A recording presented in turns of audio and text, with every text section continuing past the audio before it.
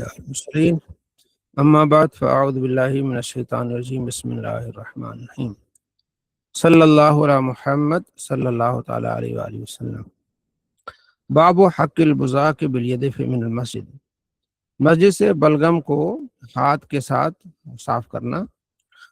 حضرت انس بن مالک کہتے ہیں کہ رآ نخامۃ فی القبلۃ، آپ صلی اللہ تعالی علیہ وآلہ وسلم نے قبلے کی جانب آپ نے بلغم کو دیکھا۔ فشق ذلک علیہ، آپ علیہ السلام کو بڑی تکلیف ہوئی اس بات پہ، حتیٰ روی فی وجہی، اور یہ آپ علیہ السلام کی ناگواری جو ہے آپ کے چہرے سے نظر آ رہی تھی۔ فقام، آپ علیہ السلام کھڑے ہوئے، فحق کو بیدی، تو اس کو خرچ دیا اپنے ہاتھ سے۔ فقال، اور فرمایا، ان احدکم اذا قام فی صلاتی، جب کوئی بندہ نماز کے لیے کھڑا ہو، فإنه يناجي ربه، اپنے رب سے مناجات کر رہا ہوتا ہے۔ او یا آپ نے فرمایا، ان ربه بین و بین القبلۃ، رب اور قبلے کے درمیان، آدمی اور قبلے کے درمیان رب ہوتا ہے، یعنی اللہ تبارک و تعالیٰ کی طرف متوجہ ہوتا ہے آدمی، قرآن پاک تلاوت کر رہا ہوتا ہے۔ فلا یبزقن احدکم قبلتی، تو میں سے کوئی بھی آدمی قبلے کی طرف جو ہے یہ بلغم نہ پھینکے۔ ولیکن ان یساری، ہاں بائیں طرف، او تحت قدمی، یا قدموں کے دونوں قدموں کے بیچ میں تھوک دے، ٹھیک ہے۔ ثم اخذ طرف ردائی، پھر آپ علیہ السلام نے اپنے چادر کا ایک حصہ کونا پکڑا، فبصق فی، اس میں آپ نے تھوک دیا۔ ثم رد بعضہ علی بعض، پھر بعض کو بعض پہ ملا دیا، یعنی اسی چادر کے اندر جو آپ نے لعاب تھا اس کو ملا دیا۔ فقال او یفعل ہکذا، فرمایا اس طرح کر لو، یعنی کہ اگر تھوک آ جائے یا بلغم آ جائے تو بجائے مسجد میں تھوکنے کے اپنی چادر کے ساتھ اس طرح کر کے نا اس کو اس طرح مسل دو۔ اس میں ہوتا یہ تھا کہ اس وقت جو مسجدیں ہوتی تھی وہ کچی ہوتی تھی، ساتھ میں تھوک دیا نا تو مٹی سے اوپر پاؤں سے مٹی ڈال دی۔ ہمارے زمانے میں بھی ایسا نہیں ہوگا، ٹھیک ہے۔ قالین بچھے ہوتے ہیں، صفیں بچھی ہوتی ہیں، تو کسی آدمی کو اجازت نہیں ہے کہ وہ تھوک دے۔ اب اس کا یہی ہے کہ اگر نماز میں بلغم آ جائے تو اپنی چادر کے کونے سے اس کو اس میں ڈال دے، ٹھیک ہے، تو پھر جو ہے وہ اس کو اس کے ساتھ مسل دے۔ تو اگلی حدیث بھی اسی طرح کہ آپ صلی اللہ تعالیٰ علیہ وآلہ وسلم نے تعلیم دی کہ آپ نے یہ کرنا ہے کہ آپ نے جو دائیں اور قبلے کی طرف آپ نے نہیں تھوکنا، ٹھیک ہے جی، اور تھوکنا اپنے بائیں جانب تھوکنا ہے، اور پھر آپ نے جو تھوکنا اس کو کیا کرنا ہے، اس پہ مٹی ڈال دینی، اس کو دفن کر دینا ہے، ٹھیک ہے جی۔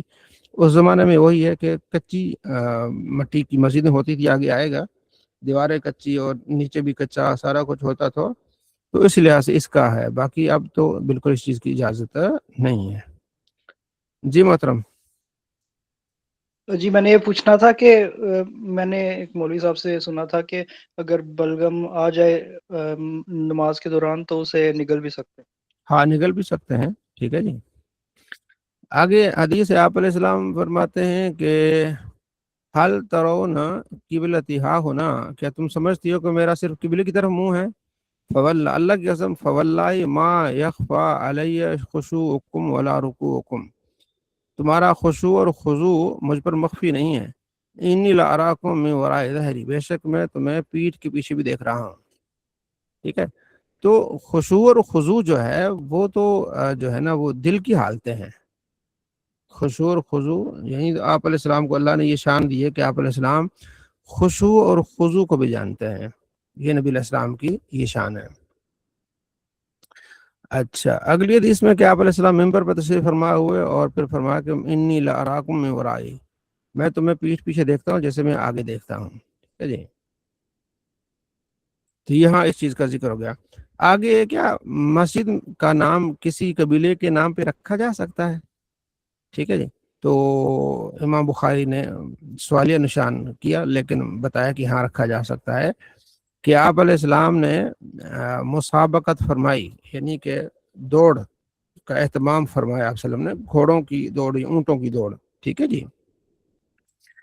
تو ایک خیل، ایک گھوڑوں کی دوڑ، ٹھیک ہے۔ آواز کٹ رہی ہے، باقیوں کی طرف آواز کٹ رہی ہے کہ اس بھائی کی طرف آواز کٹ رہی ہے؟ آواز ٹھیک آ رہی ہے آپ کی طرف؟ آواز ٹھیک آ رہی ہے، ٹھیک ہے۔ تو وہ گھوڑے جن کو خوب جو ہے وہ کھلایا جاتا تھا، ٹھیک ہے، خوب کھلا کے جب وہ موٹے ہوتے تھے تو پھر ان کو دوڑایا جاتا تھا تاکہ ان کی جو موٹاپا ہے نا اس میں وہ یعنی کہ وہ ہو جائے، ٹھیک ہے نا۔ تو ان کو کہتے ہیں ازمار، ٹھیک ہے نا.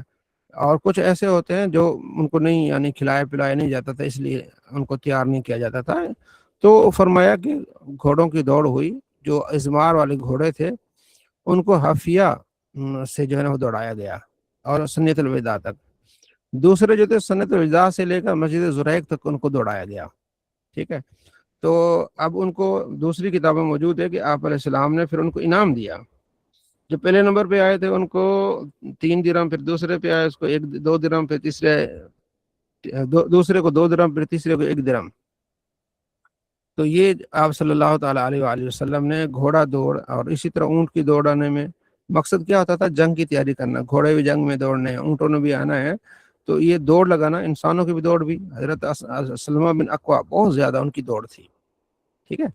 تو کوئی بھی ایسا کام ہے جس میں جو ہے وہ مطلب ہار جیت کا معاملہ ہے یا اس طرح، تو اس میں اگر تیسرا آدمی کوئی ان کو انعام دینا چاہے تو یہ حدیث اس کے لیے ہے کہ آپ علیہ السلام نے ان کو انعام دیا. باقی آپس میں شرط لگانا جائز نہیں ہے. مثلاً کہ میں اور آپ کہوں کہ اگر میں جیت گیا تو جناب علی آپ نے جو ہے نا وہ اتنے ہزار دینے، اور آپ کہیں گے آپ جیت گئے تو میں اتنا ہزار دوں گا، یہ تو شرط ہے، یہ تو حرام ہے، ٹھیک ہے. لیکن میں اور آپ کسی معاملے میں بحث کر رہے ہیں، تو تیسرا آدمی کہہ رہا ہے کہ جناب علی آپ دونوں میں سے جس کے دلائل قوی ہوں گے نا تو جناب علی آج اس کو میں پیزا کھلاؤں گا. تو یہ اس کی طرف سے ہمارے لیے کیا ہے؟ مہمان نوازی ہے، یہاں حوصلہ افزائی ہے تیسرے آدمی کی طرف سے. تو یہ حوصلہ افزائی ہو سکتی ہے، کرکٹ کے میچ ہیں، کوئی بھی اور والی بال ہے، اسی طرح اور بھی چیزیں ہیں، فٹ بال ہے، اس میں حوصلہ افزائی کی یہ ہونا چاہیے. باقی آپس میں شرط لگانا یہ جائز نہیں ہے، ٹھیک ہے نا. اس حدیث کی روشنی میں اور دیگر احادیث کی روشنی میں محدثین اور فقہاء نے اس چیز کی کلیئر کیا ہے، ٹھیک ہے جی. اچھا جی، آگے کہ آپ صلی اللہ تعالی علیہ وآلہ وسلم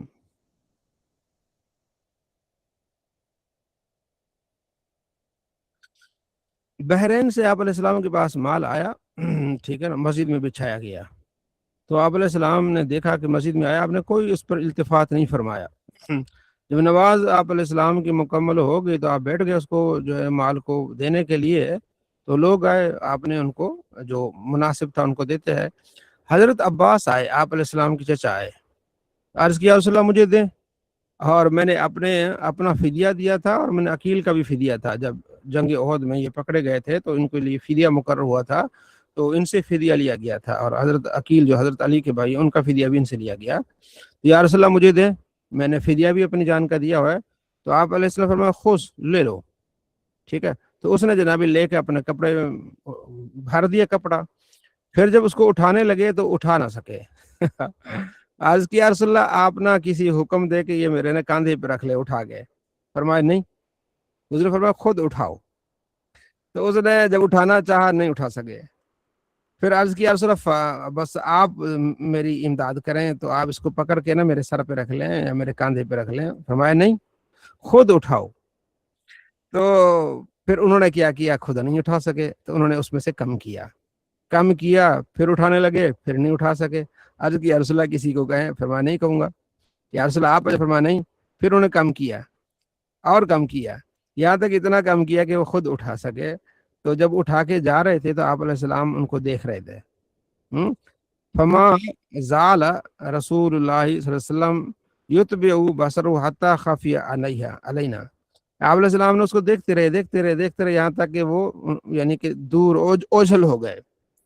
عجباً من حرصی، کہ اس بات پہ آپ اس کو دیکھ رہے تھے کہ آدمی میں کتنا حرص ہے، ٹھیک ہے جی. تو چونکہ انہوں نے اتنا مال اٹھا لیا تو آپ علیہ السلام دیکھ رہے تھے کہ یہ مطلب کتنا ہی مال اٹھا رہے ہیں. فما قام رسول اللہ صلی اللہ علیہ وسلم وثم من درہم، ٹھیک ہے جی. تو یہاں ایک بات یہ ہے کہ محدثین نے اس کی شرح کی ہے کہ آپ علیہ السلام اپنوں اور دیگر کے لیے آپ کا قانون برابر ہوتا تھا، کیونکہ آپ کا قانون یہ تھا کہ سب کو برابر دے رہے تھے. تو انہوں نے پھر فدیہ کی بات کر کے اٹھانا چاہا تو آپ نے فرمایا خود جتنا اٹھا سکتے ہو اٹھا لو.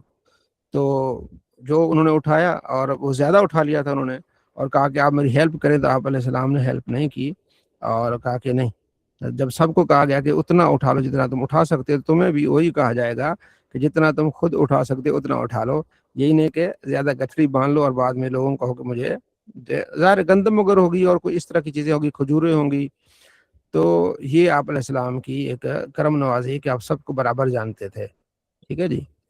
اور انسان کے اندر حرص ہے، ٹھیک ہے جی، اور وَأُحْضِرَتِ الْأَنفُسُ الشُّحَّ، قرآن میں ہے کہ ہم نے ان کے اندر حرص، لالچ رکھ لی ہے، ٹھیک ہے نا۔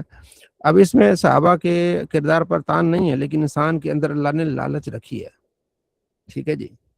تو یہ ہوتا ہے بعض اوقات، اب مجھے ابھی تک یاد ہے، مجھے اس پر شرمندگی بھی بعض اوقات ہوتی ہے کہ جب میں عمرے پہ گیا تو وہاں جو ہے نا وہ حرمین یعنی مسجد حرام باہر وہیں جو وضو خانے ہیں تو وہیں عربی اکثر جو ہے نا وہ کھجوریں بیچتے ہیں یا بیچتے ہیں لوگوں کو دیتے ہیں، تو وہاں ایک عربی کھڑا تھا، اس نے ڈبہ مجھے دیا تو وہ ڈبہ میں اپنی کسٹڈی میں تقریباً اس طرح لے لیا کہ یہ مجھے دے رہا ہے، تو اس نے بڑا غصہ کیا، اس نے کہا میں نے تمہیں یہ پکڑایا کہ تم اس کو پکڑو، میں دوسرا جو ہے نا وہ شاپر کھولوں اور تو نے سارا اس پر کنٹرول کر لیا ہے، تو مجھے بڑی، تو پھر یہ مجھے آیا کہ انسان کے اندر ایک لالچ ہوتی ہے، ٹھیک ہے جی۔ تو یہ لالچ بعض اوقات، تو نبی علیہ السلام دیکھتے رہے کہ ان کے اندر جو ایک حرص والا ایک معاملہ تھا، ٹھیک ہے جی۔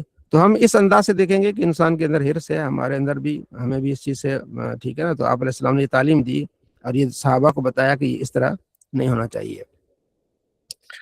اچھا جی، جی عرفان صاحب۔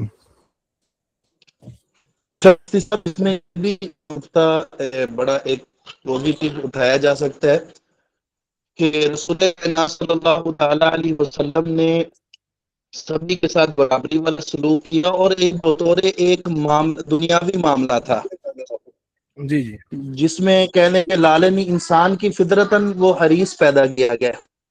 جی جی جی جزاک باب من قال اطعام فی المسجد ومن اجاب منہ۔ اب یہ باب ہے کہ کوئی مسجد میں جا کے دعوت دے تو اس کو دعوت کو قبول کرنا۔ حضرت انس نبی علیہ السلام کے پاس آئے تو آپ علیہ السلام نے دیکھا تو آپ نے فرمایا کیا تمہیں ابو طلحہ نے بھیجا؟ اس نے کہا جی ہاں۔ کھانے کے لیے بھیجا؟ جی ہاں۔ تو آپ علیہ السلام نے اپنے ساتھیوں سے کہا وہ اٹھیے، قوموا کھڑے ہو جائیے، ہم ابو طلحہ کے پاس جاتے ہیں۔ تو پھر وہاں جا کے آپ علیہ السلام نے جو ہے وہ تناول فرمایا کھانا۔ مسجد میں لعان اور فیصلہ کرنا مرد عورتوں کے درمیان، یہ بھی یعنی مسجد میں ہو سکتا ہے کیونکہ یہاں زیادہ مسائل مسجد کے چل رہے ہیں۔ تو آپ علیہ السلام نے مسجد میں لعان کا معاملہ بھی فرمایا، ٹھیک ہے نا۔ سورہ نور میں اس کا ذکر ہے کہ جب آدمی اپنی بیوی کو غیر کے ساتھ دیکھ لے تو اب اس کا کیا ہے؟ تو پھر صحابی نے حضور سے آ کے پوچھا کہ یا رسول اللہ، ہم اگر غیر کو اپنی بیوی کے ساتھ دیکھیں اس کو قتل کر دیں، پھر ہمیں قتل کیا جائے گا؟ تو پھر قرآن پاک کی آیت نازل ہوئی کہ آدمی دیکھ لے اور گواہ نہیں ہے تو وہ یہ کہے کہ میں نے اپنی بیوی کو اس حالت میں دیکھا ہے، اور 4 مرتبہ کہے کہ میں سچا ہوں، اور 5ویں مرتبہ کہے کہ اگر میں جھوٹا ہوں تو مجھ پر لعنت ہو۔ پھر عورت جو اس کو جو اس کا جواب یہ دے گی، عورت کہے گی کہ یہ جھوٹا ہے، 4 مرتبہ کہے گی کہ یہ جھوٹا ہے، اور 5ویں مرتبہ کہے گی کہ اگر یہ سچا ہو تو مجھ پر لعنت ہو، ٹھیک ہے۔ یہ سورہ نور کے پہلے رکوع میں ہے، تو اس کو کہتے ہیں لعان۔ تو ایک صحابی نے دیکھا تو پھر آپ علیہ السلام نے مسجد میں لعان کا معاملہ فرمایا۔ تو یہ کیونکہ فیصلے زیادہ تر مسجد میں ہوا کرتے تھے، تو اس باب کا یہ مقصد ہے، ٹھیک ہے۔ جب آدمی داخل بیت یصلی حیث شاء، ٹھیک ہے، جب آدمی گھر میں داخل ہو تو جہاں چاہے نماز پڑھ لے، ٹھیک ہے۔ حضرت اتبان بن مالک کے بارے میں یہ روایت ہے۔ اتبان بن مالک، اگلی روایت میں اس کی پوری وضاحت آ رہی ہے۔ اتبان بن مالک یہ بدری صحابی ہیں اور نابینا ہو گئے تھے۔ تو وہ کہتے ہیں کہ میں نبی علیہ السلام کے پاس آیا، عرض کیا رسول اللہ جو ہے نا میری بصارت کمزور ہو گئی ہے، میں محلے میں ایک جگہ نا اپنے قریبی ایک نماز پڑھاتا ہوں، جب بارش ہوتی ہے تو پھر میں وہاں جا نہیں پاتا، تو لہٰذا میں چاہتا ہوں کہ پھر اس حالت میں اپنے گھر میں نماز پڑھوں، تو میں چاہتا ہوں کہ آپ آئیں میرے گھر اور اس جگہ پہ نماز پڑھیں تاکہ پھر بعد میں اسی جگہ کو میں نماز کے لیے استعمال کروں۔ تو آپ علیہ السلام فرمایا کہ ہاں جو ہے وہ میں کل آؤں گا۔ تو اگلے دن آپ علیہ السلام تشریف لے گئے، حضرت ابو بکر بھی تھے، حضرت عمر بھی تھے، تقریباً سورج یعنی کہ 11-12 بجے کے ٹائم، اس انداز سے، ٹھیک ہے نا۔ تو آپ علیہ السلام نے اجازت چاہی اور انہوں نے اجازت دی، گھر میں پہنچے آپ علیہ السلام، تو آپ نے فرمایا کہ میں اینا تحب ان اصلی من بیتک، ہاں تم کہاں پسند کرتے ہو کہ میں تمہارے گھر میں نماز پڑھوں، ٹھیک ہے، تاکہ کیونکہ مستقل پھر آپ نے وہیں جو ہے وہ نماز پڑھنی ہے۔ تو کہتے ہیں کہ میں نے اشارہ کیا یا رسول اللہ یہ اس کونے میں آپ نے نماز پڑھنی، تو آپ علیہ السلام نے کونے میں کھڑے ہو کے نماز پڑھی، ہم بھی آپ علیہ السلام کے پیچھے نماز میں کھڑے ہو گئے۔ آپ علیہ السلام نے 2 رکعتیں پڑھی، پھر آپ نے سلام پھیرا اور ہم نے اتنی دیر تک آپ علیہ السلام کے لیے کھانا تیار کر لیا۔ تو آپ علیہ السلام تشریف لائے تو محلے والے بھی تشریف لائے، ان کو پتہ چل گیا کہ نبی علیہ السلام یہاں موجود ہیں۔ تو کسی نے کہا کہ مالک بن دخیشن جو ہے نا وہ نہیں ہے، ان میں سے کسی نے کہا کہ وہ منافق ہو گیا ہے۔ حضور نے فرمایا نہیں، اس طرح نہیں کرتے، جو اللہ اس کے رسول پر ایمان لاتا ہے اس کو منافق نہیں کہتے۔ کہنے لگے یا رسول اللہ وہ اس لیے کہ اس کا اٹھنا بیٹھنا اور ان کی تمام جو ہے نا وہ معاملات منافقوں کے ساتھ ہے۔ تو آپ نے فرمایا کہ نہیں، اللہ تعالیٰ نے حرام کر دیا ہے آگ کو جس نے کہا لا الہ الا اللہ، جو اللہ کی رضا کے لیے کلمہ پڑھتا ہے۔ تو جو ذہن میں تھا تھوڑا بہت، تو آپ علیہ السلام نے ان کے ذہن کو صاف کر دیا۔ تو اس حدیث میں کیا پتہ چلا کہ آپ علیہ السلام کو صحابہ بلاتے تھے کہ یا رسول اللہ آپ ایک جگہ پر نماز پڑھے تاکہ اس میں سے ہم برکت حاصل کریں۔ یہ حدیث میں نے پہلے پڑھی ہوئی تھی، اور جب میں عمرے کے لیے گیا تو میری خواہش تھی کہ یہ حضرت اتبان کے مکان کو دیکھا جائے کہاں ہوگا۔ قدرتاً جب میں مدینے میں تھا تو وہاں میں نے ایک یوٹیوب پہ ایک ویڈیو دیکھی، تو کچھ دن پہلے ویڈیو وہاں کسی بھائی نے بنائی کہ جب آپ مسجد نبوی سے آپ مسجد قباء کی طرف جاتے ہیں تو راستے میں ایک مین سڑک پہ ایک مسجد جمعہ ہے، اس مسجد جمعہ کے سامنے کھدائی ہو رہی ہے۔ تو بتایا گیا ہے کہ یہ جو کھدائی ہے اتبان بن مالک کا مکان، یہاں جو ہے نا ان کو مطلب یہ پتہ چلا کہ یہ اتبان بن مالک کا مکان ہے جہاں نبی علیہ السلام تشریف لائے تھے۔ وہ آثار اس لحاظ سے پھر برکت والا آثار انہوں نے ڈھونڈا، مجھے بڑی خوشی ہوئی۔ جب ہم پھر اگلے دن گئے قباء کی طرف تو راستے پہ میں اس سائڈ پہ گیا اور میں نے ویڈیو بھی بنائی کہ یہ وہ مکان ہے جہاں حضرت اتبان بن مالک رہا کرتے تھے، اور آپ صلی اللہ تعالیٰ علیہ وآلہ وسلم تشریف لائے تو آپ صلی اللہ تعالیٰ علیہ وآلہ وسلم نے پھر یہاں نماز پڑھی۔ اچھا، یہاں امام ابن حجر اسقلانی رحمۃ اللہ علیہ نے فرمایا ہے کہ یہ نبی علیہ السلام کی برکت ہے کہ آپ علیہ السلام جو ہے وہ جاتے تھے اور صحابہ کرام علیہ رضوان آپ علیہ السلام سے برکت حاصل کرتے تھے۔ اور پھر ابن حجر اسقلانی نے کہا کہ اسی طرح کوئی استاد ہے، کوئی عالم ہے، کوئی پیر ہے، کوئی اللہ کا پیارا ہے تو اس کو بھی بلایا جا سکتا ہے۔ ظاہر ہے نبی علیہ السلام کی تو برکت اعلیٰ ہے، لیکن جو اللہ کے پیارے ہیں ان سے بھی برکات کا جو ہے نا لیا جا سکتا ہے۔ تو اس کی شرح کرتے ہوئے شیخ عبدالعزیز بن باز، ٹھیک ہے جی، یہ سعودی مفتی رہے، انہوں نے کہا نہیں جی، یہ فتح الباری میں جو عبارت ہے نا یہ غلط ہے، ایسا نہیں ہو سکتا، اس طرح جو ہے نا وہ شرک کا دروازہ کھل جائے گا کہ آپ کسی عالم کو بلائیں یا استاد کو یا کسی پیر کو بلائیں اور کہیں کہ آپ ہمارے گھر میں کھڑے ہو کے نماز پڑھیں، اور وہاں بندہ نماز پڑھنے لگے اچھی، تو یہ ایک شرک کا ایک دروازہ کھول دے گا۔ تو علامہ غلام رسول سعیدی رحمۃ اللہ علیہ نے کافی اس کی پھر کی ہے کہ بھائی شرک کا دروازہ کس طرح آپ بات کر رہے ہیں جناب، ٹھیک ہے نا، شرک کو تو مطلب ایک عمل ہوتا ہے خدا کے لیے، غیر کے لیے کیا جاتا ہے وہ شرک ہے۔ تو اگر ہمارے لیے شرک ہوگا یا کسی مسلمان کے لیے شرک ہوگا تو یہ نبی علیہ السلام کے لیے شرک ہونا چاہیے۔ شرک تو پھر شرک ہی ہے نا، ایک جگہ تو نہیں رکے گا، تو یہ آپ کیسی بات کرتے ہیں؟ تو پھر یہ تو ایک برکت حاصل کرنا ہے، برکت تو آپ ایک علامہ غلام رسول سعیدی رحمۃ اللہ علیہ نے پھر کئی مثالیں دی برکت کے لیے کہ آپ صلی اللہ تعالیٰ علیہ وآلہ وسلم فرماتے ہیں ایک برکت والا درخت ہے جو مسلمان کی طرح ہے، تو ایک درخت برکت والا ہو سکتا ہے تو مسلمان کی تو پھر آپ علیہ السلام کا فرمان ہے کہ گھوڑوں کی پیشانوں میں برکت ہے، یہ بخاری میں حدیث ہے۔ اسی طرح ایک اور بخاری میں حدیث ہے، اللہ تو نے جنتی برکتیں مکے میں رکھی ہیں، ٹھیک ہے جی، اس سے 2 چند برکتیں مدینے میں رکھ دے۔ تو یہ جگہوں پر برکتیں ہیں انسان۔ اور حضرت عمر رضی اللہ تعالیٰ عنہ نے نبی علیہ السلام کے بعد حضرت عباس سے دعا کرائی کہ آپ نبی علیہ السلام موجود ہوتے تھے تو ہم ان سے دعا کرتے تھے، اب آپ صلی اللہ تعالیٰ علیہ وآلہ وسلم تشریف لے گئے تو ہم جو ہے وہ آپ سے دعا کرتے ہیں۔ اب مطلب یہ کہ اللہ کے نبی کے بعد اہل بیت سے دعا ہو رہی ہے، برکت ہے۔ تو یہ کس طرح کی باتیں کی جا رہی ہیں کہ جناب علی اگر کسی اور کو اس طرح کا عمل لے آئیں گے تو وہ شرک ہو جائے گا، اور یہاں تک کہہ دیا کہ جناب علی یہ نبی علیہ السلام کے لیے خاص ایک نبی علیہ السلام ہی صرف ان کو بلایا جا سکتا ہے۔ تو علامہ غلام رسول سعیدی نے کہا شیخ ابن باز نے کیا زندگی میں اپنے استاد کو نہیں بلایا ہوگا؟ کیا اپنے کسی بڑے مربی کو، بڑے عالم کو نہیں بلایا ہوگا جناب آپ میرے استاد ہیں، آپ ماشاءاللہ تشریف لائے مدینے میں تو آپ میرے گھر آئے ہم آپ کو کھانا کھلاتے ہیں، ہمیں خوشی ہوگی؟ کیا انہوں نے ایسا نہیں کیا ہوگا؟ یمن، شام اور دیگر شہروں سے ان کے اساتذہ جب مکے آئے ہوں گے، جہاں یہ رہتے ہیں، ریاض آئے ہوں گے، کیا انہوں نے اپنے گھروں میں ان کو نہیں بلایا ہوگا؟ تو کیا مطلب بے برکتی لیے بلایا ہوگا؟ کیوں بلایا ہوگا؟ کہ استاد آئے ہیں جناب، گھر میں آئیں گے، ان کو کھانا کھلائیں گے، وہ خوش ہوں گے، دعا دیں گے، برکت ہوگی، یہی ہوگا نا؟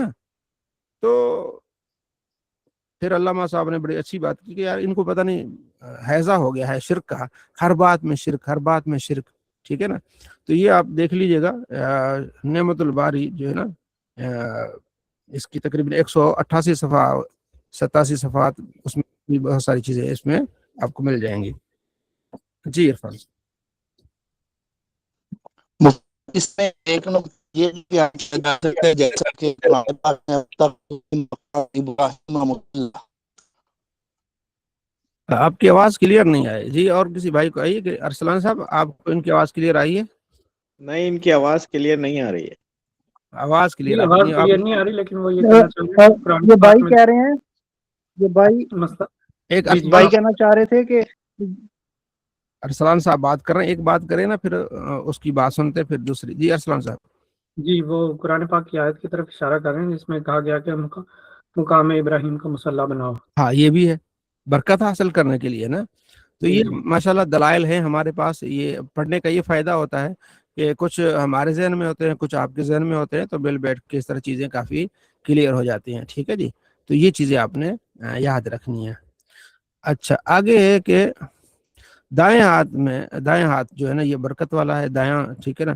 آپ صلی اللہ تعالیٰ علیہ وآلہ وسلم جب بھی کام استطاعت فرمایا کہ جو بھی کام شان والا کام کرنا ہے آپ نے تو دائیں سائڈ سے، ٹھیک ہے نا؟ تو باقی جو ہے وہ طہارت وغیرہ ہے تو وہ تو بائیں ہاتھ سے کرے گا، تو کھانا پینا ہے، کنگھی کرنا ہے، جوتا پہننا ہے تو دائیں ہاتھ سے، ٹھیک ہے جی؟ اور مسجد میں داخل ہونا ہے تو کیا کرنا ہے، دایاں پاؤں اندر لے جانا ہے اور بایاں پاؤں اپنے واپس رکھنا ہے۔ یہ اس حدیث سے ہمیں اگلا باب یہ ہے کہ مشرکین کے قبور کو اکھاڑ دیا جاتا تھا، ایک تو یہ۔ دوسرا، زمانے جاہلیت میں لوگ ان کی جو صالحین تھے ان کی قبور پر مسجدیں بنا دیتے تھے۔ تو آپ علیہ السلام فرماتے ہیں یہود پر اللہ کی لعنت ہے کہ انہوں نے انبیاء علیہ السلام کی قبور کو سجدہ گاہ بنا دیا، مساجد یعنی سجدہ گاہ بنا دیا، ٹھیک ہے جی؟ حضرت ام حبیبہ کہتی ہیں یا ام سلمہ کہ ہم نے کنیسہ کا ذکر کیا جو حبشہ میں ہے، تو اس میں تصویریں تھیں، تو آپ علیہ السلام سے ہم نے ذکر کیا تو آپ نے فرمایا کہ جب سالے لوگ اس میں فوت ہو جاتے تھے تو یہ لوگ وہاں ان کی قبروں پر جو ہے نا وہ تصویریں بنا کے تو ان کے سجدے کرتے تھے۔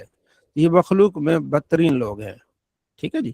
تو ان کی مورتیاں بنا کے پھر ان کو سجدہ کرنا یہ تو شرک جا کے ہو جاتا ہے نا، اس لیے تو یہ بدترین لوگ ہیں، ٹھیک ہے؟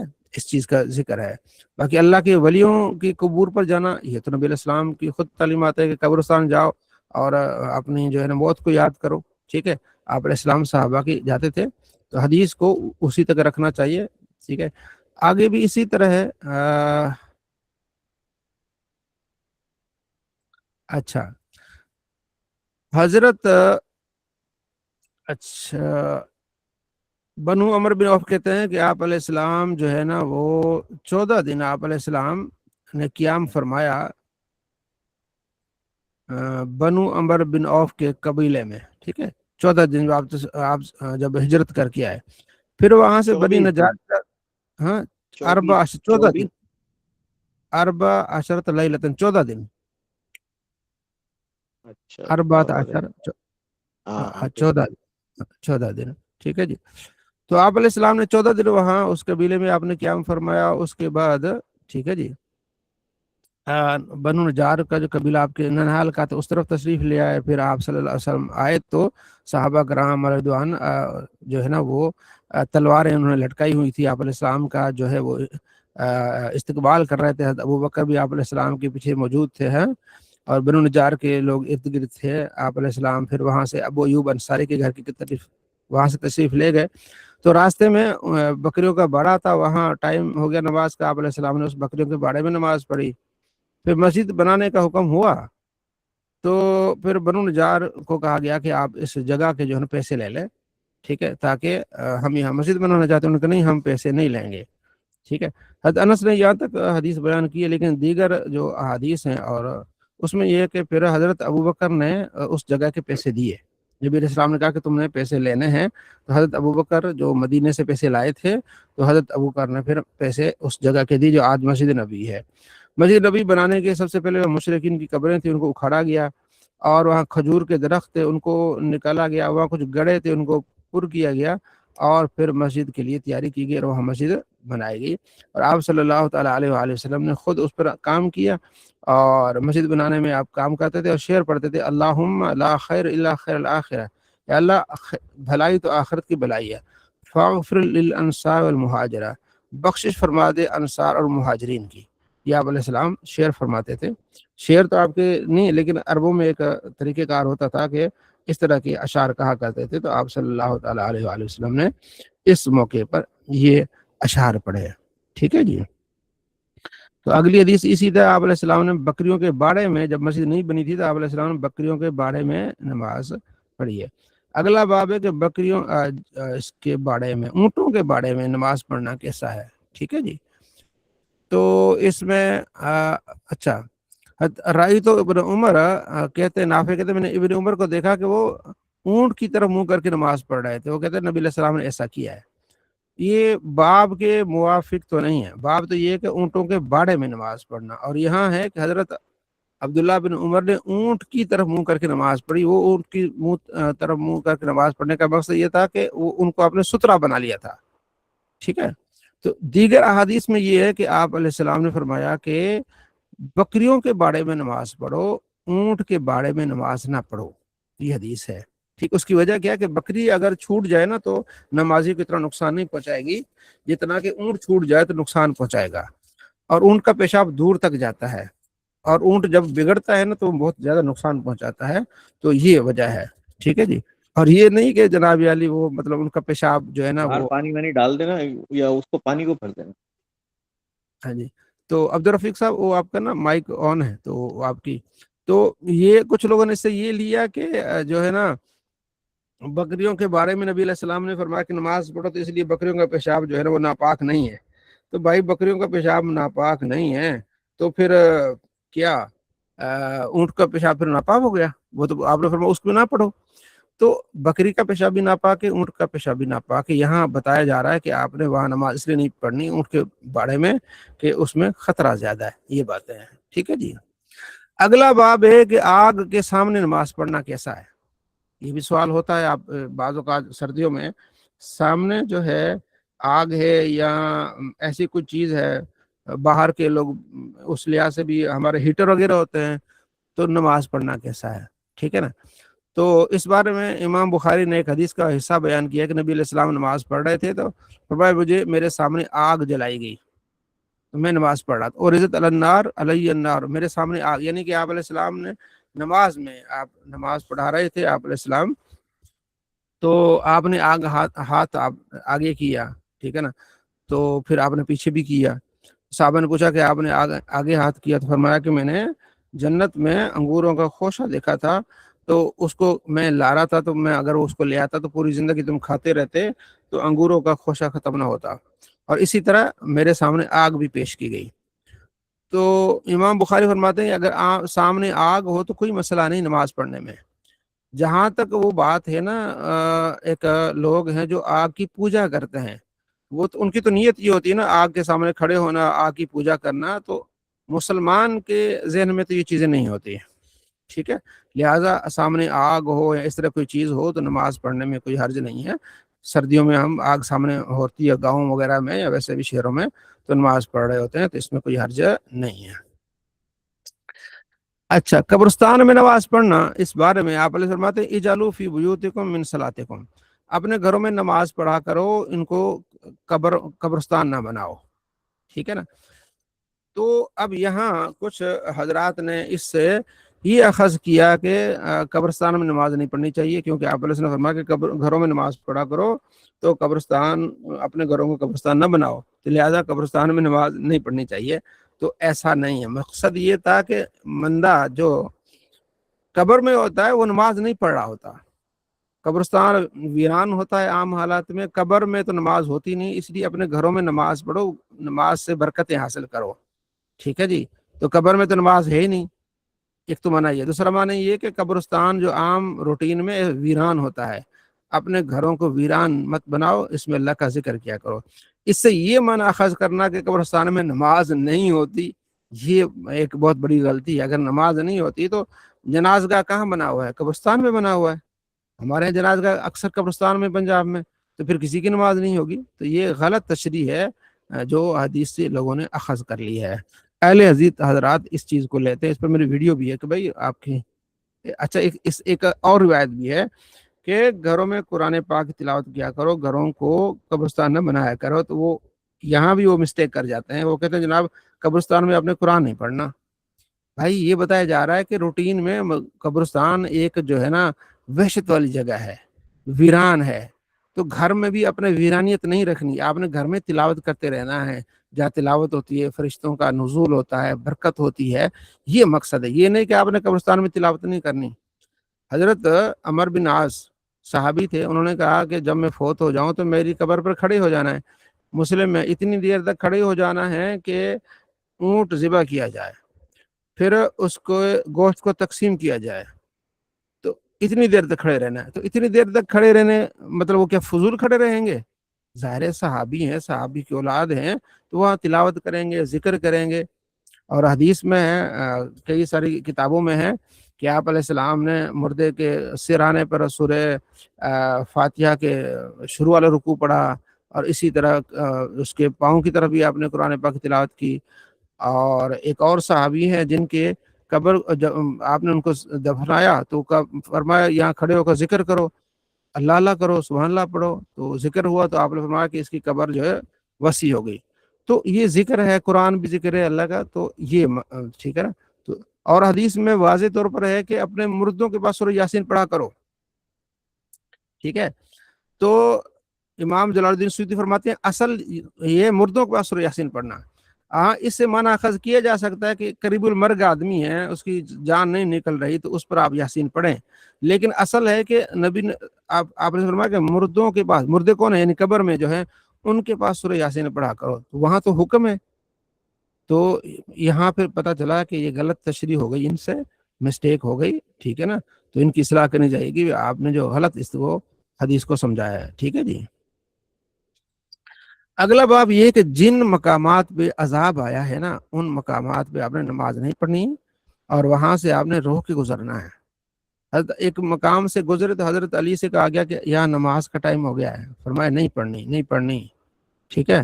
تو آپ نے وہاں نماز نہیں پڑھی، کیونکہ وہاں ایک بابل کا مقام ہے عراق میں، تو وہاں لوگوں کو دھنسا گیا تھا. ٹھیک ہے جی. اور حضرت عبداللہ بن عمر کہتے ہیں کہ آپ نے فرمایا جہاں عذاب ہوا نا لوگوں کو، تو وہاں آپ نے روتے ہوئے گزرنا ہے. ٹھیک ہے. تو فَإِلَّمْ تَكُونُوا بَاقِينَ فَلَا تَدْخُلُوا عَلَيْهِمْ، اگر آپ روتے ہوئے نہیں گزرتے تو وہاں جاؤ ہی نہیں، ٹھیک، کہیں وہ مصیبت تم پر نہ پڑے. ٹھیک ہے جی. تو وہاں آپ جا کے، تو ہمارے ہاں یہ ہوتا ہے کہ چلو بھائی ہم دیکھنے جاتے ہیں مون جو دڑو. آپ میں سے کسی نے سنا ہے مون جو دڑو؟ ہینڈ ریز کریں آپ میں سے کسی نے سنا ہو مون جو دڑو ہے؟ جی احتشام نے آپ نے سنا ہے، ارسلان صاحب نے. جی اچھا میں نے بھی سنا ہے. آپ سنا ہے. اچھا آپ میں سے دیکھا کس نے مون جو دڑو؟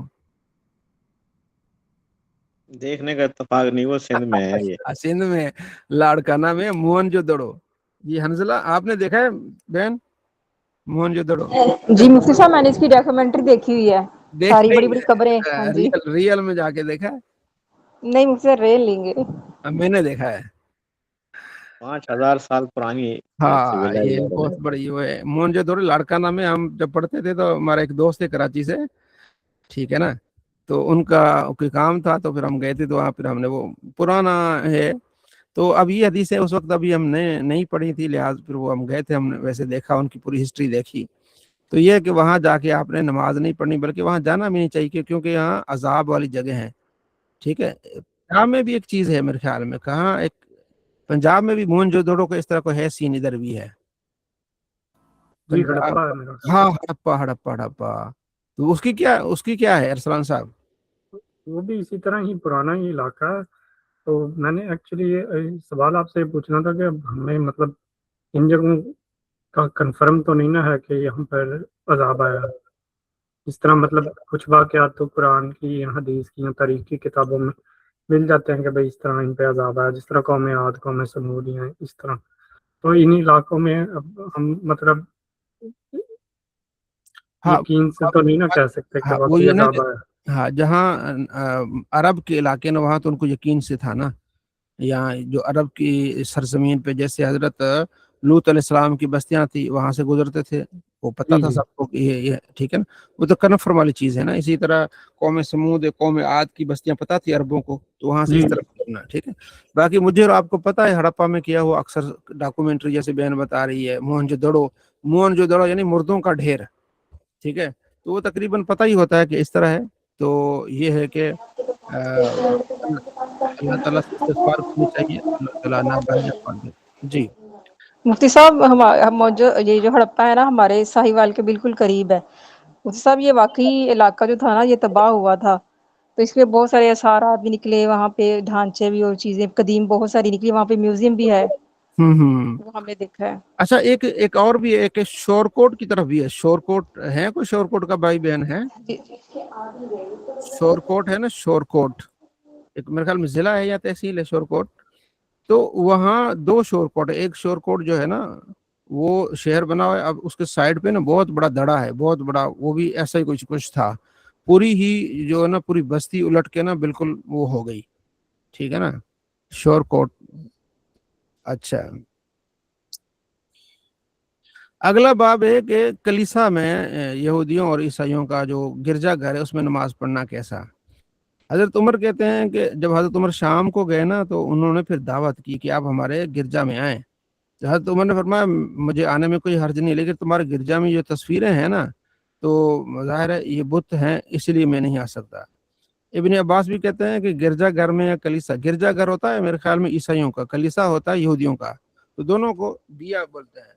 تو حضرت ابن عباس کہتے ہیں کہ اگر ان میں یہ صورتیں نہ ہوں تو پھر جانے میں کوئی حرج نہیں ہے. تو میرے خیال میں ایسا تو ہوتا نہیں ہے ان کے اندر اکثر. تو میرے خیال میں ہم تو نہیں گئے، اگر کوئی گیا ہے کسی گرجے میں تو اسے پتا ہوگا. جی جواد صاحب. استاد صاحب نے وہ فرمانا تھا کہ کلیسا بڑا ہوتا ہے گرجا، ہاں عیسائیوں کا ہی ہوتا ہے لیکن بڑا ہاں ہوتا ہے. اچھا کلیسا بڑا ہوتا ہے، گرجا چھوٹا ہوتا ہے. جی اور جو یہودیوں کیتھیڈرل ہوتی ہے نا، کیتھیڈرل وہ یہودیوں کلیسا کہتے ہیں. یہودیوں کا جو ہوتا ہے عبادت خانوں سے کیا بولیں گے؟ اسے سیناگوگ بولتے ہیں اردو میں. اردو میں. اردو میں ہی اسے کلیسا بولتے ہیں یہودیوں کی کو. ہاں کلیسا بولتے ہیں، ٹھیک ہو گیا. تو آپ میں سے کوئی گیا ہے گرجے میں یا کلیسے میں؟ کوئی گیا ہے تو ادھر کیا ہوتا ہے؟ تو یہ تصویریں البتہ ہیں. ہاں جی میں تو نہیں گیا، لیکن ایک دوست ہے تو وہ کافی گھومتا رہتا ہے یورپ میں، تو ہاں. جہاں پہ ہوتے ہیں وہاں پہ بھی جاتا ہے. سمجھ لیں 50 سے 60 تک وہ گھومتا ہے، تو مجھے تصویریں بھیجتا رہتا ہے. تو اچھا وہاں تصویریں ہوں گی ان کی، صرف وہاں لٹکائی ہوں گی یا اس طرح کچھ ہوگا، یا مورتیاں بھی اسٹیچو ہوتی ہیں. ہوتا ہے؟ اسٹیچو ہوتے ہیں. میں جب چھوٹا تھا تو میں کیا کہتے ہیں کرسچنس کے اسکول میں پڑھتا تھا. جی جی.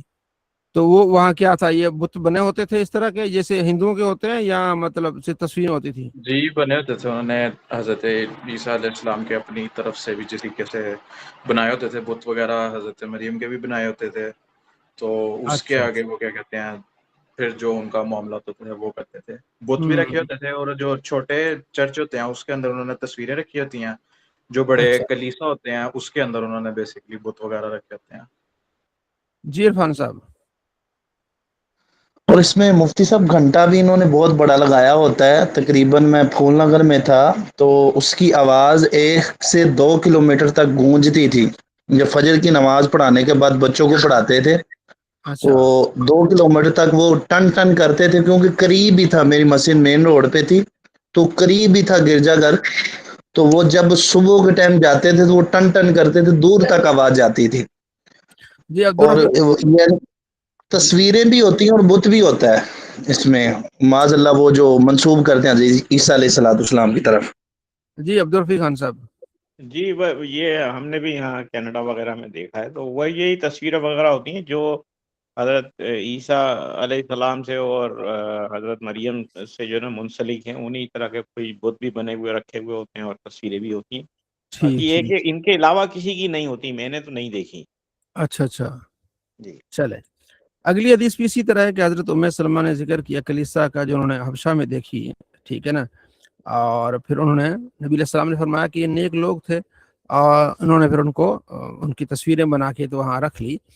اور اس میں وہ ید یعوق وہ جو سورہ نوح میں ہے کہ انہوں نے نیک لوگوں کی جو ہے وہ تصویریں بنا کے تو ان کی پوجا کرنی شروع کر دی. اچھا، تو ہمارے ہاں یہ ہے کہ ایسا ہم اس تصویر کو حرام سمجھتے ہیں، صرف ضرورت کے طور پر ہے. کسی بھی اللہ کے ولی کی تصویر یا اس کا بت بنانا ہمارے نزدیک حرام ہے، ٹھیک ہے جی. صرف عقیدت ہے، محبت ہے، ایصال ثواب ہے. اچھا، آگے بھی اسی طرح کہ اللہ تعالیٰ یہود کو برباد کرے کہ انہوں نے انبیاء علیہ السلام کے قبور کو سجدہ گاہ بنا دیا. آپ علیہ السلام کے فرمان کہ مسجد میرے لیے پاک کر دی گئی ہے. ساری مسجدیں جہاں نبی علیہ السلام فرماتے ہیں مجھے 5 چیزیں ایسی دی گئی جو میرے سے پہلے انبیاء علیہ السلام کو نہیں ملی. اور 1 مہینے کی مسافت سے مجھے روب کی دولت دی گئی، یعنی کہ دشمن کانپ رہا ہے.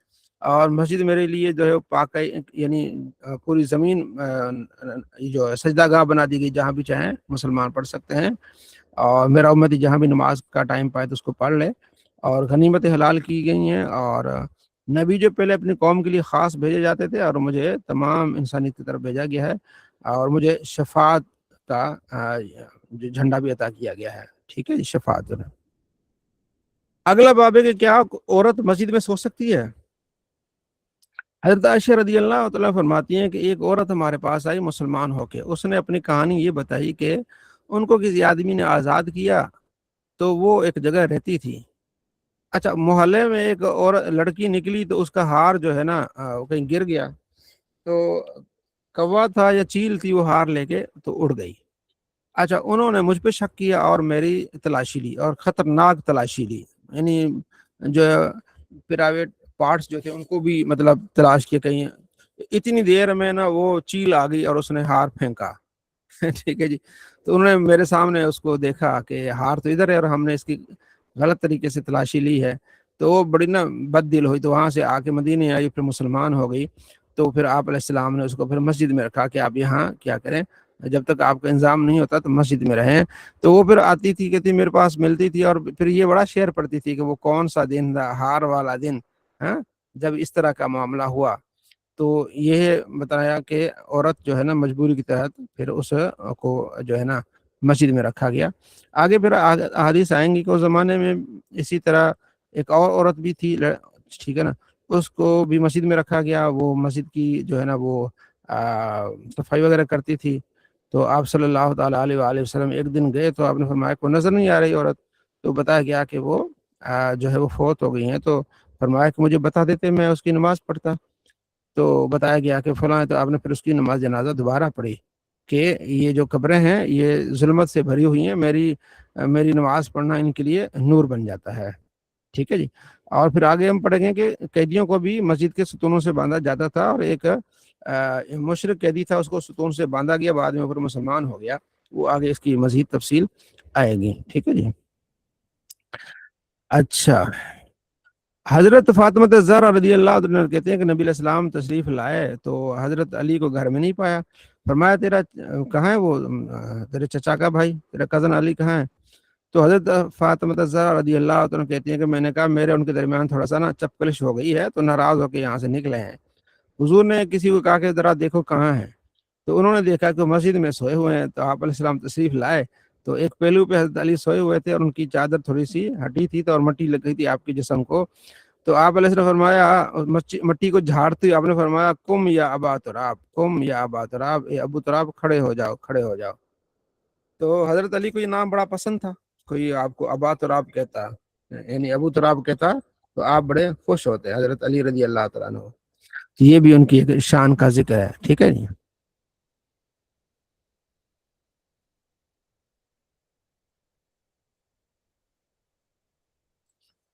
اچھا جی. اگلا باب یہ کہتا ہے، ابو ہریرہ کہتے ہیں کیونکہ مسجد میں سونے کی بات ہو رہی ہے تو مسجد میں جو سونا ہے نا مجبوری کی طرح سویا جا سکتا ہے، کوئی مسافر ہے، اس کو رہائش نہیں ہے، کوئی پرابلم ہے، ٹھیک ہے، ادروائز مسجد سونے کے لیے نہیں بنی، مسجدیں عبادت کے لیے بنی ہیں، اعتکاف والے وہاں رہ سکتے ہیں، کوئی اور وجوہات ہو سکتی ہیں۔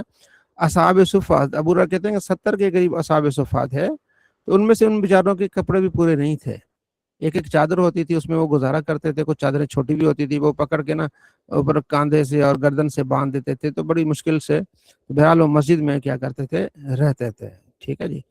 آپ علیہ السلام جب باہر تشریف لاتے، باہر سے آتے، تو آپ مسجد میں پہلے آتے، وہاں نماز پڑھتے، یہ بھی بہت بڑی بات ہے۔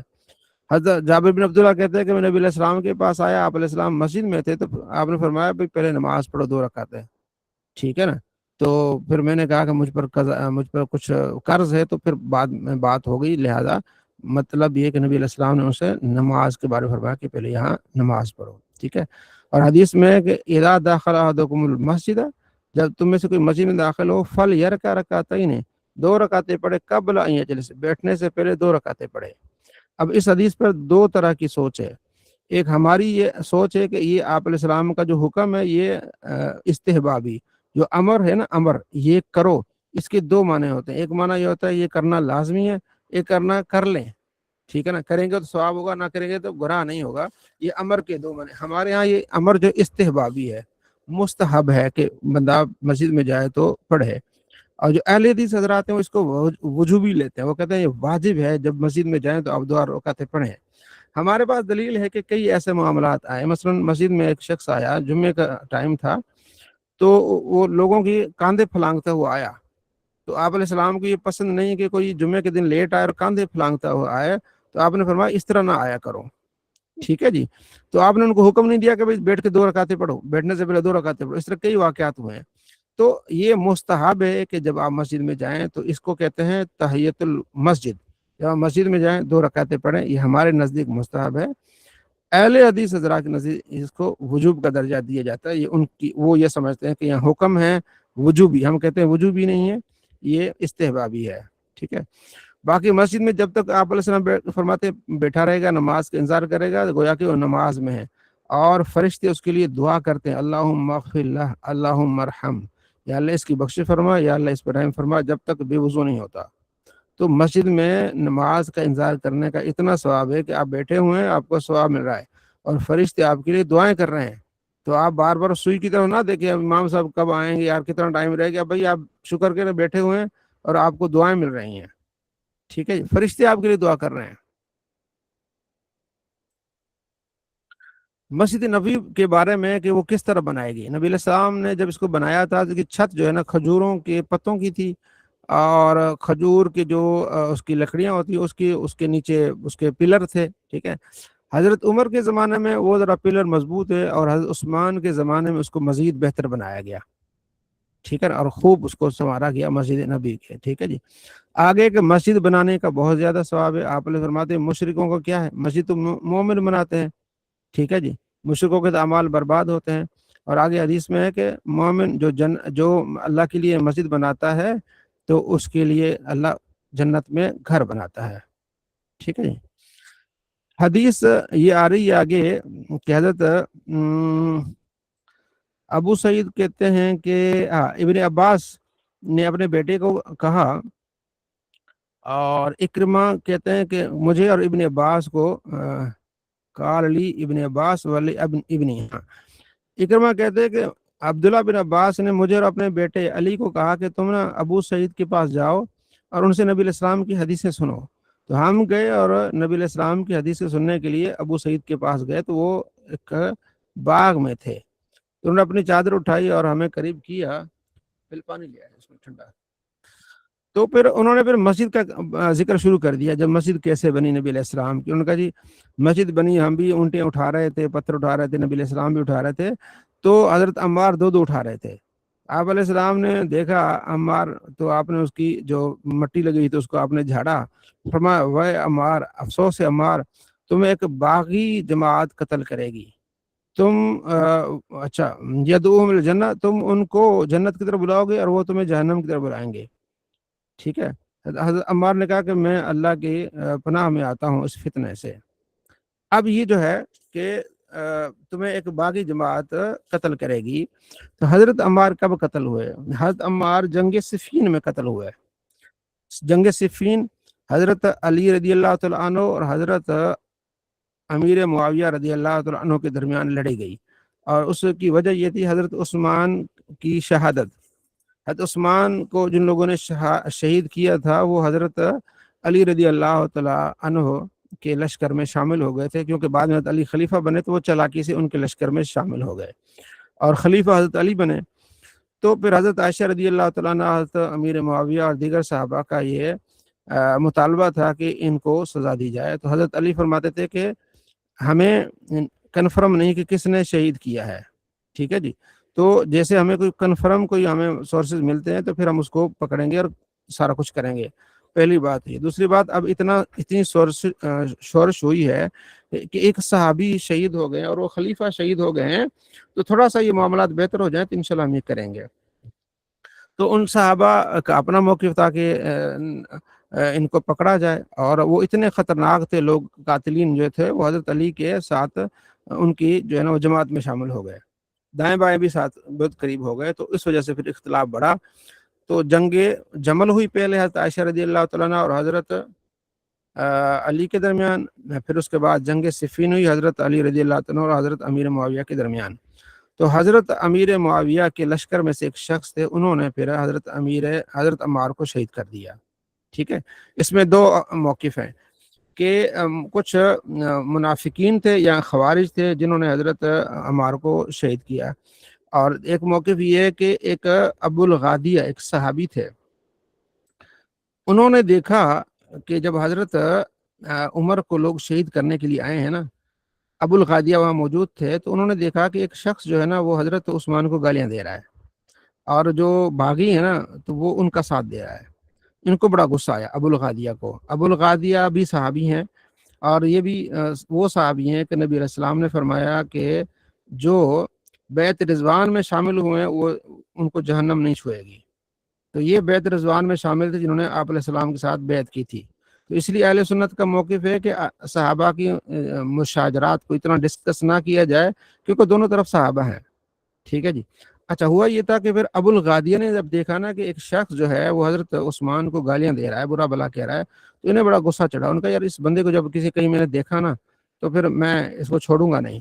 تو جب یہ جنگ صفین ہوئی نا تو پھر ابو الغادیہ نے حضرت عمار کو دیکھا، تو انہوں نے پھر اس کو مار دیا، شہید کر دیا. بعد میں پتہ چلا ان کو کہ یہ تو حضرت عمار تھے.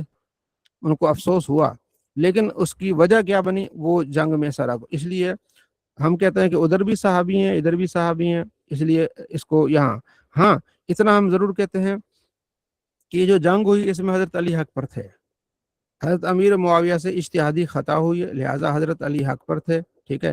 اور حضرت علی خود فرماتے ہیں کہ ان سے پوچھا گیا کہ اتنی بڑی جنگیں ہوئی ہیں، ادھر سے بندے شہید ہوئے ہیں، آپ کی طرف بھی بندے شہید ہوئے ہیں، تو ادھر یہ بندے کدھر جائیں گے؟ تو آپ نے فرمایا دونوں شہید ہیں، دونوں کی نیت ٹھیک تھی، حق کے لیے لڑ رہے تھے، لہٰذا دونوں شہید ہیں، اور میرا اور معاویہ کا معاملہ اللہ کی بارگاہ میں ہے. ٹھیک ہے. تو ہم بھی اسی طرح کہتے ہیں حضرت علی کی شان بہت اعلیٰ ہے. امیر معاویہ رضی اللہ تعالیٰ سے خطا ہوئی ہے، لیکن ہم گالی دینے کے قائل نہیں ہیں اور کردار کشی کے قائل نہیں ہیں. ٹھیک ہے جی.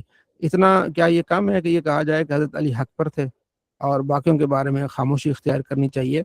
تو دوسرے لوگ ان کو صبر نہیں آتا، وہ کہتے نہیں ہمیں مزہ نہیں آگے جب تک ہم گالی نہ دیں گے. ابھی گالی کس کو دو گے؟ وہ جس نے قتل کیا تو وہ تو صحابی ہیں، اس کے لیے جنت کی بشارت ہے. جو قتل ہوا وہ بھی صحابی، اس کی بھی جنت کی بشارت ہے.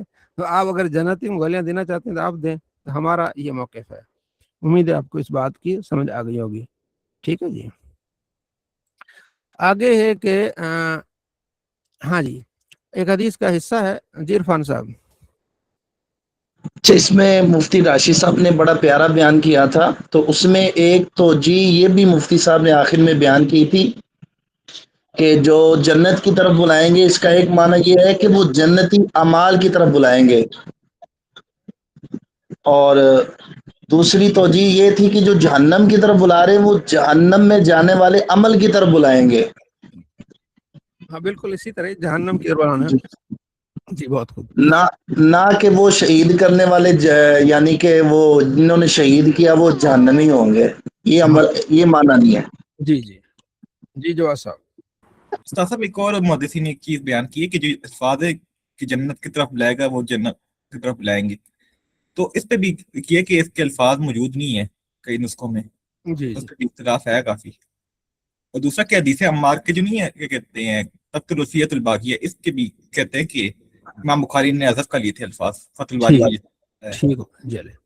अगला एक बाब का एक हिस्सा है, एक पूरी एक तफसील है, जिसमें यह है कि आप अलैहिस्सलाम ने एक औरत की तरफ भेजा एक सहाबी को कि उन्हें कहें कि अपने गुलाम को कहें कि वो मिंबर बनाए।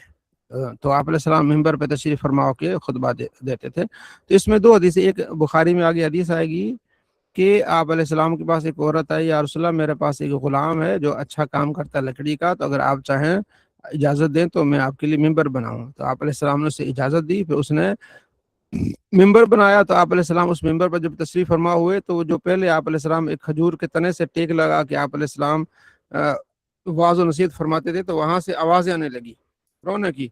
तो सहाबा कहते हैं जितना बड़ा जानवर होता है तो ऐसे रोने की। आप अलैहिस्सलाम नीचे उतरे और उसको पकड़ा तो ऐसे चुप हो रहा था जैसे एक बच्चा माँ के गोद में आता है और माँ उसको सीने से लगाती है, हिचकियां भरता है, ऐसे फिर जो है वो उस तने से आवाज़ें आहिस्ता आहिस्ता चुप हो गई।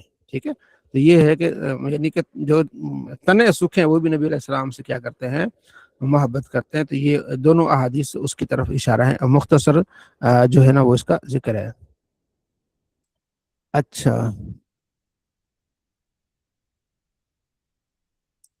ठीक है, अगली हदीस वही है जिसने अल्लाह की रज़ा के लिए मस्जिद बनाई उसके लिए जन्नत है। अच्छा आगे बाब ये कि नबी अलैहिस्सलाम फरमाते जो मस्जिद से गुजरे या मजलिस से गुजरे तो उसके पास तीर हो, तो जो तीर का जो होता है ना सामने वाला तेज वाला जो है ना हिस्सा, ठीक उसको पकड़ के जाए। ठीक है ना, तो यानी किसी को तकलीफ ना पहुंचे, उसको पेकान बोलते हैं, पेकान। ठीक है ना, ये जो तीर का अगला हिस्सा होता है ना जो तेज जाके लगता है, ठीक है ना, शिकार को। तो जब आपने जाना है, गुजर के जाना है मस्जिद, क्योंकि मस्जिद में गुजरना होता था, तीर वहाँ रखना आम होते थे, बाजार में गुजरना है कि मजलिस में जाना है तो उसको वहाँ उसको पकड़ लेता कि किसी को लगे ना। तो ये इसमें आगे मस्जिद में शेर पढ़ना, हजरत हसन बिन साबित मस्जिद में शेर पढ़ते थे, आप अलैहिस्सलाम नात पढ़ते थे। आप अलैहिस्सलाम कहते थे अल्लाह इसकी तायद फरमा रूहुल कुद्स के साथ, रूहुल कुद्स यानी जिब्राइल अलैहिस्सलाम। ठीक है ना, तो ये होता था। ठीक है, आगे के मस्जिद में जंगी मश्क करना।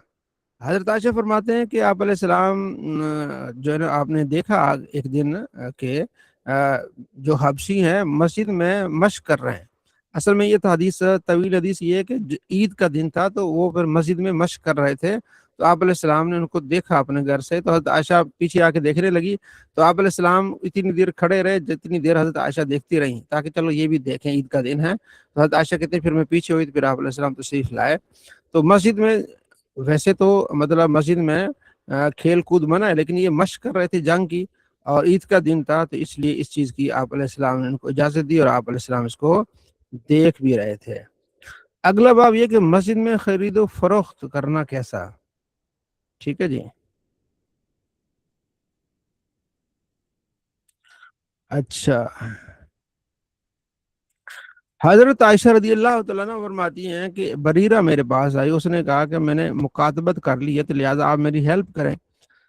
तो हजरत आयशा ने फरमाया ठीक है हेल्प मैं कर लेता हूँ, लेकिन वला मेरे लिए होगी। तो उन्होंने जब अपने मालिकों से कहा, उन्होंने कहा जी नहीं वला मेरे हमारे लिए होगी। तो नबी अलैहिस्सलाम फिर मस्जिद में तशरीफ लाए, फरमाया कि लोग किस तरह की बातें करते हैं, तो वला तो उसके लिए होगी जो जिसने उसको आज़ाद किया।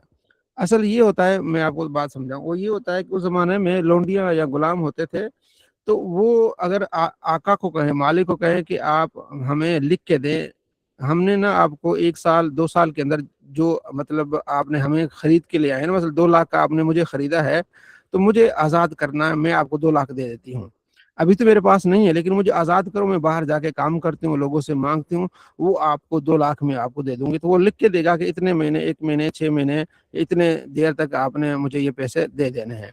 अच्छा वो लोंडी आपके पास आ जाती है कि सर आप मेरी हेल्प करें, तो आप कहते हैं ठीक है 2 लाख मैं जमा कर देता हूँ, उनको दे देता हूँ, लेकिन वला मेरे लिए होगी। तो ये वला ये होता है कि अगर ये लोंडी या ये गुलाम बाद में फोत हो गया, इसने कमाया पैसा कमाया जो भी कुछ है, फोत हो गया और इसकी औलाद नहीं है, तो आप उसके वारिस होंगे। ساری اس کی جائیداد کے آپ کے وارث ہو جائے، آپ وارث ہو جائیں گے، اس کو کہتے ہیں ولا۔ تو ولا اس کے لیے ہوتی ہے، یعنی ولا یعنی والی، والی وہ بنے گا جس نے اس کو آزاد کرایا، تو وہ اس کے مالک کہہ رہے تھے کہ ولا ہمارے لیے ہے۔ تو آپ علیہ السلام فرمایا کہ یہ قرآن و حدیث میں، قرآن میں یہ چیز نہیں ہے، جو کتاب اللہ میں نہیں ہے، کس طرح کی یہ شرط لگا رہے ہیں۔ تو اسی باب کو امام بخاری نے یہ باب باندھا، ٹھیک ہے، کہ وہ کہتے ہیں کہ ولا ہمارے لیے ہے۔ مسجد میں تقاضا کرنا اپنے مقروض قرض کا، یہ بھی ٹھیک ہے۔ حضرت کعب بن مالک، حضرت کعب سے روایت کرتے ہیں کہ انہوں نے ابھی حضرت سے جو قرض کا تقاضا کیا اور بات ذرا اونچی ہو گئی دونوں کی نا، تو آپ علیہ السلام کیسے نکلے اور آپ علیہ السلام فرمایا کہ یہ کیا ہے، اونچی آواز سے۔ تو آپ نے ایک آپ اشارہ کیا کہ چھوڑ دو کچھ، تو یعنی آدھا اس کو معاف کر دو، تو پھر انہوں نے فوراً ہی آدھا قرض جو ہے معاف کر دیا حضرت کعب نے، حضرت ابھی حضرت کا، ٹھیک ہے نا۔ تو یہ آپ علیہ السلام کی سے ان کی محبت تھی کہ آپ نے اشارہ کیا اور انہوں نے آدھا قرض کیا کر دیا، معاف۔ اچھا، وہ پیچھے جو میں نے حدیث سنائی تھی آپ کو کہ ایک سیاہ فام عورت تھی، مسجد کی خدمت کرتی تھی، جھاڑو وغیرہ لگاتی تھی، وہ فوت ہو گئی، وہ اس حدیث میں ذکر ہے۔ اور بعض میں یہ کہ ایک سیاہ فام مرد تھا، تو آپ علیہ السلام نے ان کا پھر جنازہ پڑھا، ٹھیک ہے۔ آگے حدیث ہے کہ مسجد میں شراب کی حرمت، حضرت عائشہ فرماتی ہیں کہ جب قرآن پاک کی سورہ بقرہ میں شراب کی حرمت آئی تو آپ علیہ السلام مسجد گئے اور آپ لوگوں کو پھر بتایا کہ شراب کیا ہو گیا، حرام ہو گیا، ٹھیک ہے جی۔ آگے بھی اسی طرح۔ اچھا، مسجد میں قیدی کو باندھنا، یہ جو ہے نا وہ ہمارے پاس یہ حدیث ہے کہ آپ علیہ السلام فرماتے ہیں کہ رات کو میرے نماز میں خلل ڈالنے کے لیے عفریت جن آیا، ٹھیک ہے جی، تاکہ میری نماز کو کاٹے۔ عفریت کہتے ہیں یعنی خبیث جن کو۔ تو میں نے اس پر اللہ نے مجھے اس پر یعنی کہ قوت دے دی، ٹھیک ہے جی۔ تو میں نے ارادہ کیا کہ میں اس کو اس ستون سے باندھ دوں اور صبح پھر بچے اس کو دیکھیں، ٹھیک ہے جی۔ یعنی اللہ نے مجھے اتنی قوت دے دی، اللہ نے مجھے اس پر قابو دے دیا۔ پھر مجھے حضرت سلیمان کا، میرے جو بھائی ہیں نبی سلیمان کی یہ بات یاد آ گئی کہ رب اغفر لی وہب لی ملک لا ینبغی لاحد، یا اللہ مجھے ایسی بادشاہی عطا فرما جو میرے بعد کسی کو نہ ملے، کیونکہ آپ کو ایسی بادشاہی تھی کہ جن آپ کے کنٹرول میں ہوتے تھے، ٹھیک ہے جی۔ تو یا اللہ مجھے ایسی بادشاہی دے کہ میرے بعد ایسی بادشاہی کسی کے پاس نہ ہو۔ تو لہٰذا پھر میں نے اس جن کو چھوڑ دیا، تو میں نے اس کو قابو کر لیا تھا اور میں اس کو باندھنا چاہتا تھا، وہ صبح لوگ اس کو دیکھ لیتے۔ تو پتہ چلا کہ جنوں کی کئی جو ہے وہ شکلیں ہوتی ہیں اور جنوں کو ہم دیکھ سکتے ہیں۔ نبی علیہ السلام کی اللہ یہ فرمایا کہ صبح بچے اس کو کیا کرتے، دیکھ لیتے۔ جی احتشام صاحب۔ حضرت یہ جو پیچھے حدیث گزری ہے کہ جو مسجد کی صفائی کرتے تھے ان کا انتقال ہوا تو حضور نے فرمایا کہ مجھے بتانا تھا، میں نماز جنازہ پڑھتا، اور بعد میں حضور نے اس کی قبر مبارک پہ جا کے نماز جنازہ پڑھائی۔ تو قبر کے اوپر نماز جنازہ کے حوالے